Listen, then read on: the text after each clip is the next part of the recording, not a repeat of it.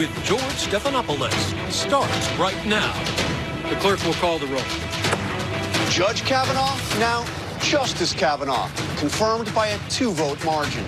We are very, very proud of him and what he and his family had to endure. The vote coming down to the wire. This is one vote that we probably won't know until votes are actually cast. Revealing a fractured Senate. We have forgotten the common values that bind us together as Americans. And a deeply divided country. We believe survivors. We are the future. Kavanaugh says he'll be even-keeled, open-minded, and independent. Will he live up to that promise? How will he be received by his fellow justices?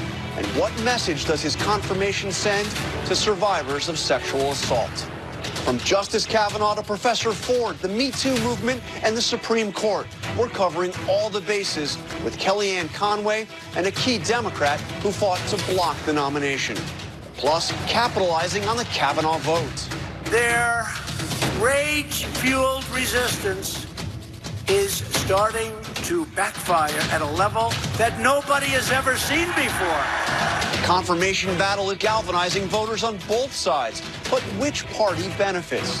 Our Powerhouse Roundtable takes that on. What's fact, what's fiction, and what matters this week? From ABC News, it's This Week. Here now, Chief White House Correspondent Jonathan Karl. Good morning and welcome to This Week. Less than 24 hours ago, the Senate voted to confirm Justice Brett Kavanaugh, cementing a conservative majority on the Supreme Court. Kavanaugh was officially sworn in yesterday, making him the 114th justice on the High Court. You see him there, his hand on his family Bible, Chief Justice John Roberts administering the oath. Justices Thomas, Ginsburg, Alito, and Kagan were all in attendance.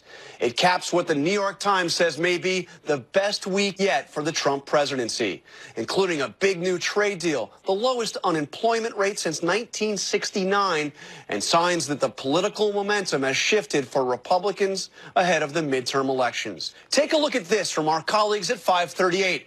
Just a week ago, Democrats had a 1 in 3 chance of taking back the Senate. Now it's scaled back to just over 1 in 5. And at a rally last night in Topeka, Kansas, President Trump was in his element, boasting about his accomplishments and touting Kavanaugh's confirmation, a victory that ensures the president's influence and legacy will last long after his time in office is over. Yes, Trump has made his mark on the Supreme Court, but at what cost?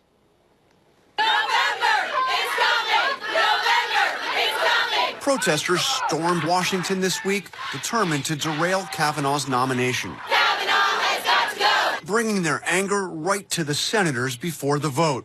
Shame, shame, shame. And continuing to shout their disapproval even as the gavel came down. The Sergeant-at-Arms will restore order in the gallery. It follows a messy and bitter confirmation process, highlighting the deep divide in Congress, the country, and now the court. One of the saddest, most sordid chapters in the long history of the federal judiciary. As a Nebraska woman put it a little more bluntly to me 2 nights ago, what the hell is happening in my country? This is almost rock bottom.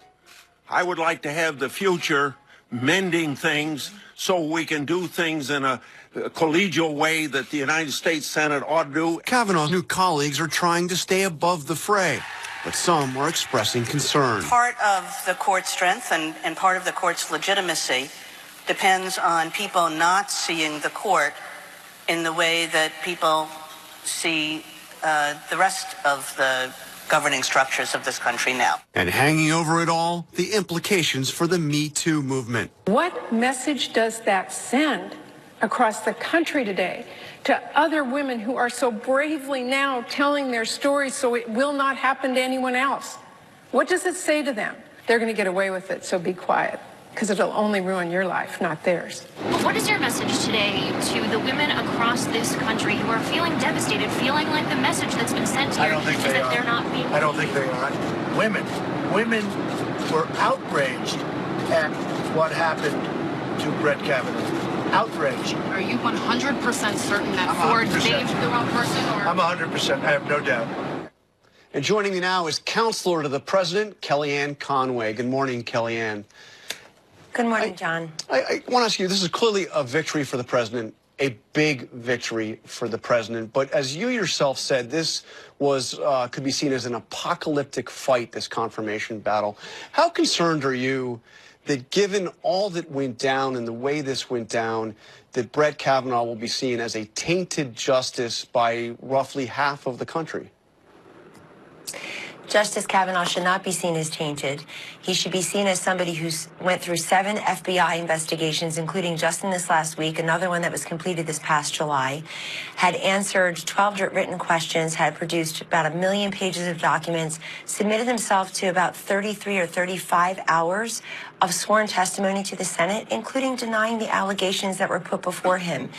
And they should look at his entire record the way Senator Susan Collins did. Her speech and her vote were remarkable, but don't forget what she said in that stem winder of a speech before she cast her affirmative vote. She said she had been briefed by 19 attorneys, that she had read his opinions. She quoted from those opinions. She said she's very concerned that we're giving up on basic principles that make America so wonderful, including fairness and due process and the presumption of innocence. The Supreme Court, thank God, is a sacrosanct institution that can withstand much, and it will withstand the fact that there were a lot of political machinations. You have people preening for the cameras already out there in Iowa, running for president in 2020 on the heels of this vote, and who were raising money for their presidential campaigns during a Senate confirmation hearing for the Supreme Court. So I think there should be a lot of soul searching, but let's not forget who should be doing that. You're about to have a Democratic senator from the Senate Judiciary Committee, Mazie Hirono of Hawaii, on your show. She told you and the men of America to just shut up several weeks ago. This has been a very low point for many people whose job it was to advise and consent the president on judicial nominations. They wanted America to look up and see Brett Kavanaugh as a gang rapist, and a lot of women, including me in America, looked up and saw a man who was the political character assassination, and also we looked up and saw in him possibly our husbands, our sons, our cousins, our coworkers, our brothers. And this was unfair. Had they shown Brett Kavanaugh the grace and dignity that his 10-year-old daughter showed Dr. Ford, that we all showed her in her testimony in the FBI supplemental investigation. Okay. And I think there should be some soul searching, but it's not the Supreme Court. So, Kellyanne, you heard what Elena Kagan said about the court's legitimacy depending on it being seen as apart from the politics that we see in the other two branches. I assume, based on your comments, you agree with that. There are, regardless of anything you just said, there are clearly questions in the minds of a great many people in this country, again, roughly half the country, about Justice Kavanaugh's objectivity. How would you advise him to overcome those questions that so many people in this country have about whether or not he can truly be an objective justice? You've already tried this for weeks now, respectfully. Tried what? I'm just asking you how he's going to overcome doubts that half the country has. We've had this I'm not trying anything. I'm just asking you a question. No, excuse me. We've had this conversation for 3 weeks, including under sworn testimony. There's been no Supreme Court justice in the history of this country, John, that's been more picked apart, with the possible exception of Clarence Thomas, who's in his 27th year on the bench. And we've had this conversation for 3 weeks. I think what Justice Kavanaugh should do is what he's done for 12 years on the second highest court in the land, having authored over 300 judicial opinions. He should go to work. He should do his job. He should look at the document. He should listen to the cases in front of him. He should read the briefs, and then he should apply the law, not make it up as he goes along. That's why President Trump nominated Neil Gorsuch and Brett Kavanaugh in the first place, and 26 other U.S. Circuit Court judges that have been confirmed, because this country is sick and tired of people who make up the laws as they go along to fit political agendas or to fit personal predispositions. He should do that, but I'm telling you, you're talking about the country and polling. Look at the Harvard-Harris poll that came out this week. 2 data points I'll quickly review. 75% of Americans, according to the Harvard-Harris poll, say that Senator Feinstein should not have sat on that letter for 6 weeks. She should have revealed it immediately. In a separate question, 69% in the Harvard-Harris poll, said that they thought the whole process was a, quote, national disgrace. And you have to put all of those data points together and recognize that there was profiles in cowardice by many people. They were not trying to get to let's stop pretending that there's moral authority by some, including many in your industry. I didn't say you, but many in your industry have lost their moral authority to pretend that they were looking for the truth, that they were on some kind of fact-finding mission, when they're not even covering his testimony that he has denied under oath that this has happened. And they want every woman to be a victim, every woman to lock arms with every other woman, every man is a perpetrator. We can't live in a country where democracy and the First Amendment and due process and fairness and the presumption of innocence thrive and have that as the backdrop by United States senators. But let me ask you, Kavanaugh, after the hearing was over, he wrote an op-ed in the Wall Street Journal, and he said, let me read a section of this. I was very emotional last Thursday, more so than I have ever been. I might have been too emotional at times. I know that my tone was sharp. I said a few things I should not have said. We know he apologized for the way he spoke to Senator Klobuchar, but what are the other, what are the rest of those few things? What does he regret saying in that second round of confirmation hearing? I think Senator Collins answered that question best, and I'll echo it, where she said she can understand, as can I, as can many people, including women across this country, millions of them, John, that when you are being unjustly attacked, when people are sending death threats and vile emails to your own wife, to your 13 and 10-year-old daughters, when they're trying to destroy the reputation and the good. But what does he regret that he said? What are the few things that he says he should not have said? Well, he apologized to Senator Klobuchar for getting a little bit hot, but I think we all can appreciate that. I don't think that what Judge Kavanaugh said under oath in that testimony for 35 hours, all told, comes anywhere near the hysteria and the hashtags and the spitting and the chasing people out of restaurants and down Senate halls. Nothing that he said or did comes even close to approximating that type of conduct. And America is watching. I'm glad the cameras were on. He said he apologizes. He apologized to the senator. But remember, he's under oath, as he's been for 28 years as a public servant. 7 FBI investigations. So let's move beyond the hearings. Let's move on beyond the hearings to what's going to happen. I want to play something that candidate Donald Trump said during the campaign. Do you want to see the court overturn Roe v. Wade? Well, if we put another 2 or perhaps 3 justices on, that's really what's going to be, that will happen. And that'll happen automatically, in my opinion, because I am putting pro-life justices on the court. So did the president keep his promise? He now has 2 justices on the court. Will Roe v. Wade be overturned? Is that the expectation? There are many people in this country who are thrilled that it's President Trump and not the person who lost the election last time, putting these justices on the United States Supreme Court so we can get back to the Constitution and its 4 corners. Having said that, and Senator Collins again echoed this in her speech, Justice Kavanaugh, I love that, said during his testimony that he believes Roe versus Wade is settled law. I would refer you back to October 19th, 2016, when then candidate Trump in the final debate in Las Vegas turned to Hillary Clinton and did something that pro-life candidates had not done for decades and should have. He turned to her and said, excuse me, you're the extremist on abortion. You would rip the baby out of its mother's womb before the last hour before its birth. That was Donald Trump. A lot of the country flexes. He said, ooh, and then they started to look at it and say, wait a second. To be pro-choice in 2018 means that you're for sex selection abortion, that you're for late-term abortion, taxpayer-funded abortion, abortion after you... But come back to my question. My question is, do you expect... Oh, no, that is the issue here. But do you expect Roe v. Wade will be overturned? Is that the president promised that he was going to appoint justices that would get Roe v. Wade overturned? Is that the expectation now? Has he fulfilled his promise? Are we now going to see, does the president now expect that we are going to see Roe v. Wade overturned? Both Justice Gorsuch and Justice Kavanaugh, in their respective Supreme Court hearings, nomination hearings, said that Roe is settled law. I'm making the point to you. But the president promised to appoint justice, so that was a broken promise? No, it's not a broken promise. He's appointing people, he's nominating people, 26 to the U.S. Circuit Courts and 2 to the United States Supreme Court, who are going to apply the law. Most Americans don't actually know what Roe provides and does not provide, because we've surveyed this in the past. They think that there are limits to having abortions. That is not what Roe did. Roe talked about a word that we've never heard since, penumbra, and they talked about trimesters, but they never really, excuse me, but we're talking about trimesters now. People are going to look at state law and the circuit law, and they're now going to look at issues like late-term abortion. They're going to look at sex selection abortion. They're certainly going to look at abortion after nonpartisan scientists and doctors say a fetus can feel pain.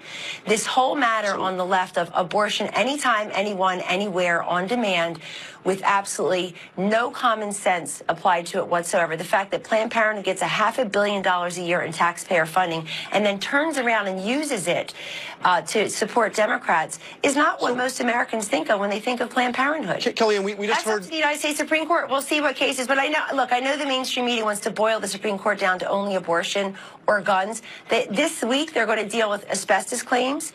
They'll probably deal with the Commerce Clause in this term. Let me ask you about some news that just came in. Constitution's a big document. Senator Collins has just said that the president was not respectful of Christine Blasey Ford during this process. Your reaction?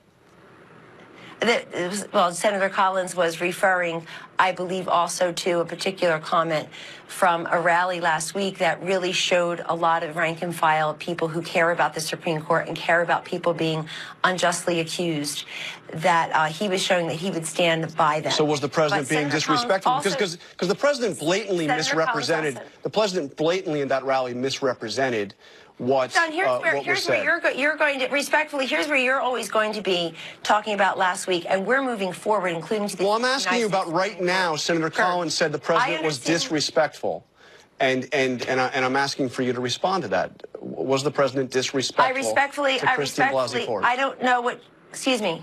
The White House and the entire process, the Senate Judiciary Committee, the president, his counselor, all of us were very respectful to Dr. Ford in saying, let her be heard. Don't ignore her. Don't insult her. And we did hear her. She got to testify 11 days after Justice Kavanaugh was willing to testify, 11 days after her identity was first revealed. And let's review. Why was her identity revealed? Who really disrespected this woman and made her a household name and a face? That would be the Democrats. That would be Senator Dianne Feinstein, who sat on that letter from her for 6 weeks, and then some Democratic staffer somewhere. And let's get to the bottom of that. Let's not let that go. I hope they will investigate who leaked Dr. Ford's identity. She requested anonymity. So she didn't want to be known. You know, excuse me. And then they recommended these Democratic lawyers for her who maybe didn't even tell her that she could testify privately in California. She didn't have to come to Washington. Okay, Kellyanne, we're just about out of time. I want to get one question more about the vote, the actual vote. Lisa Murkowski obviously voted no. We heard from the president in the Washington Post say, quote, I think she will never recover from this. I think the people of Alaska will never forgive her for what she did. So you're the political expert over there. What do you agree with that? Is Lisa Murkowski's fate sealed? Did she make a fatal political mistake with that vote? Well, Alaska is a state that the president won by 15 points last time around. It is certainly a state that keeps elevating Republicans to statewide office. And I think the president's entire point is you're stuck between the will of your own people in this case, and also I think some of the other considerations that really didn't grip people like Senator Collins or Senator Flake or Senator Manchin. Everything that the swing voters wanted was done. There was a supplemental FBI investigation that lasted a week. I think that people were high-fiving themselves on the left, and it actually helped Justice Kavanaugh to have that supplemental investigation because there's still no corroboration for these allegations. The people that Dr. Ford mentioned by name were then interviewed by the FBI and could not corroborate. They couldn't corroborate her allegations. Senator Murkowski is up again in 2022. I think what a disgrace is that people are already raising millions of dollars to go against Senator Collins. Instead of raising money and hashtagging themselves on Twitter, go and read her whole speech. It is one for the ages. She did what senators are supposed to do: advise and consent. Look at all the facts and the evidence. Thank you. and make a decision based on that. Thank you, John. Thank you, Kellyanne. And congratulations to Justice Kavanaugh and President Trump. Thank you. Thank you. Let's bring in Senator Mazie Hirono, a Democratic member of the Judiciary Committee who helped lead the opposition to Kavanaugh's nomination. So you good morning. You called this process a sham. He is now Justice Kavanaugh. Do you view Justice Brett Kavanaugh as a legitimate justice? He's going to be on the Supreme Court with a huge taint and a big asterisk after his name. And the partisanship that he showed was astounding. And the conspiracy theory that he accused us of behaving in was bizarre. So prior to his testimony, I had already decided, having gone through his record and his dissents, that there was a pattern which showed that he was not for women's reproductive choice. That is sure. And a number of other patterns that were very troubling, and I had already decided. But with regard to this sham FBI investigation, everyone knows that when you just interview a small number of people and not the dozens of others who wanted to be interviewed by the FBI, that is a sham.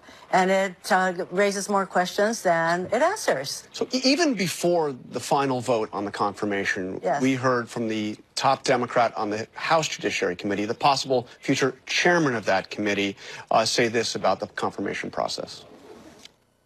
If he is on the Supreme Court and the Senate hasn't investigated, then the House will have to. You'll investigate. We would have to investigate any credible allegations, certainly of perjury and other things that haven't been properly looked into before. Okay, so this confirmation battle is over. He is Justice Brett Kavanaugh. Do you really think that Democrats, should they win control of the House, should continue an investigation absent some new revelations? The confirmation battle may be over, but the court packing is definitely not over. So the Federalist Society, the Heritage Foundation, these two ultra-conservative organizations have spent decades preparing their people, like Judge Kavanaugh, for the Supreme Court and every other court for life. And in fact, just next week, we're going to hear from two more for the Sixth Circuit. These are potential nominees. Do you want to continue an investigation? Jerry Nadler will do what Jerry Nadler will do, but I'm totally focused with all the angry women and the men who listen to women and support the credible accounts of sexual harassment and sexual assault, which is very underreported, that I'm focused like a laser beam on the elections, because all these angry people out there, they know that it is the people who are sitting in the Senate that they've elected who are making these decisions, and they're going to go to the polls and they're going to vote differently. Can you rule out this idea of impeaching Kavanaugh? Well, it all starts with the House. So, you know, I view so many of these things as basically, John, I don't blame you for wanting to ask these questions, because I know as you tried to talk to Kellyanne, it's really hard to get a word in edgewise with her. But this whole impeachment thing, you know what, I'm very focused on the here and now, which is that all of these very angry women, mainly, out there who saw what was going on and how the Senate was not able to deal fairly with the entire issue of sexual assault. Clearly, this idea that that Dr. Ford was given, you know, all accommodation is really, I have to say, baloney. But you won't rule out impeachment. We've only had one justice. Jerry Nadler is not ruling out impeachment, but is that a mistake, though? I mean, did we really want, after we just I'm much more focused on what we need to do, which is we need to get to the polls, truly. Okay, also, you heard Kellyanne raise the issue of the protests. I want to show you something Marco Rubio tweeted just a short while ago. Can you imagine what Democrats and many in media would be saying if it was conservatives ambushing them at restaurants, confronting them at home, disrupting Senate hearings and votes with primal screams, now literally banging on the door of the Supreme Court building? They would call it a mob. So let me ask you, you mentioned the anger. The anger is real, but are these tactics wise? Do you approve of these tactics? The anger is real. There are a lot of people who feel very, very strongly. And the Republicans seem to forget what happened during the passage of the Affordable Care Act, where, believe me, the Democrats were the focus and the brunt of screams, coffins being left on our doorsteps, all of that. So But do you approve of those tactics, whether it's the Tea Partiers or whether it's the people are the making their own decisions because, as you know, in our country, civil disobedience is very much a part of our country. And of course, if you go over the line, then you have to be held accountable. But people feel very strongly. That's what happens in our country. People felt very strongly about the Affordable Care Act back then. Sure. Let me ask you about what Mitch McConnell had to say about all this. They made a tactical mistake that really helped me unify my conference and turn on the Republican base going into the election. Maybe I ought to say thank you. So was this a political mistake? You lost the confirmation battle. He's on the Supreme Court. And now all the indications are Republicans are more energized than they were 2 weeks ago. Everything is political, starting from after President Obama got elected, and he said, my goal in life is to make sure that he's a one-term president, that there was not going to be a Supreme Court seat filled by with Merrick Garland. Everything with Mitch McConnell is political, and I have to say, he's very ruthless about it. Now, I had major concerns about Judge Kavanaugh, even before Dr. You were against him before the hearing started. Because I actually studied his cases, and I read his, particularly his dissents, which are very telling, very much against reproductive choice. So it doesn't matter to me, frankly. Yes, of course, it matters if they go over there and actually overturn Roe v. Wade, which I doubt they're going to do. But as Kellyanne said, the states are very busy passing all kinds of laws that would limit a woman's right to choose. Okay. It's those things that will go before a justice. And you doubt they will overturn Roe v. Wade. Even if they don't, they will nullify it pretty much. Thank you for joining us on This Week. I appreciate it. When we come back, how will Justice Kavanaugh change the direction of the Supreme Court? Our experts debate that next. And later, the Powerhouse Roundtable breaks down what it all means for the midterms, now just 30 days away. We'll be right back. This Week with George Stephanopoulos, sponsored by FedEx. Now let's bring in our Supreme Court panel. Carrie Severino, Chief Counsel and Policy Director of the Judicial Crisis Network, which backed Kavanaugh's nomination. Elizabeth Wydra, the President of the Constitutional Accountability Center, which opposed Kavanaugh. And ABC's Terry Moran, who has covered the Supreme Court for decades and decades. So Carrie, let me start with you. You fought hard for Kavanaugh's confirmation. What kind of a justice is he going to be? I think the best way to tell that is to look at his 12 years on the D.C. Circuit. This is someone who comes in with a lot of experience, and he was known for being someone who's very diligent, gets all the details, very solid questioner, someone who's very even-handed. I think this is why you saw so many people from both sides of the aisle stepping forward and saying, look, I don't agree with his results, but I always knew that every side was going to get a really fair shake going in. I mean, in the end, most people on the other side of the aisle came out very strongly against him. One question true, but the people who've actually practiced before him, I'm talking about his actual reputation as a judge, I think was, one of the highest reputations on both sides of the aisle of the federal judiciary. He was very, very widely respected. I mean, this is why the Supreme Court so many times had gone to his opinions and vindicated his reasoning. He's got a singular level of recognition among the federal court. I've heard some conservatives uneasy with his op-ed that he wrote in the Wall Street Journal, saying essentially that he showed that he cares how he's perceived, whereas when Clarence Thomas went through what he went through, it was I am charging ahead, and he had no apologies. Do you think that this whole experience will affect how Kavanaugh will behave on the court? Will he try to do something to kind of address the concerns that so many in the country have about him? Well, I think the number one thing he can do is, again, go back to the kind of judge he has always been, which is someone who is known for his even-headedness. He had a very controversial confirmation process the first time around. This is right in the middle of the filibuster, where they were filibustering all these judges. He was filibustered. He had to have a whole second confirmation hearing.